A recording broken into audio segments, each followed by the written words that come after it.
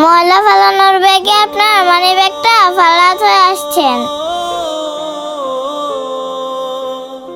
আমি আপনাকে মানি ব্যাগটা দেওয়ার জন্য আসছিলাম, কিন্তু আপনি না বুঝে আমাকে একটা থাপ্পড় মারলেন। স্যার, আমি টোকাই হইতে পারি কিন্তু কোনো ওষুধ না, তাই আমি কোনো চুরি করি নাই। আপনি আমাকে ভুল বুঝে মারলেন। স্যার, এই টাকাগুলো চাইছিলাম আমি আমার কাছে রাইখা দিতাম, কিন্তু আমি উপর আল্লাহরে অনেক ভয় পাই। তাই স্যার, আমি আপনাকে মানে একটা দেওয়ার জন্য ওই দূর থেকে দৌড়া আপনার কাছে আসছি।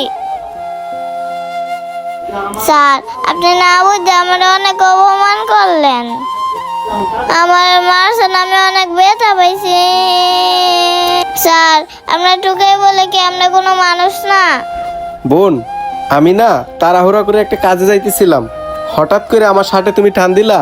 আমি ভাবছিলাম তুমি আমার কাছে টাকা পয়সা চাইবা, এই জন্যই আমার মন মেজাজ খারাপ।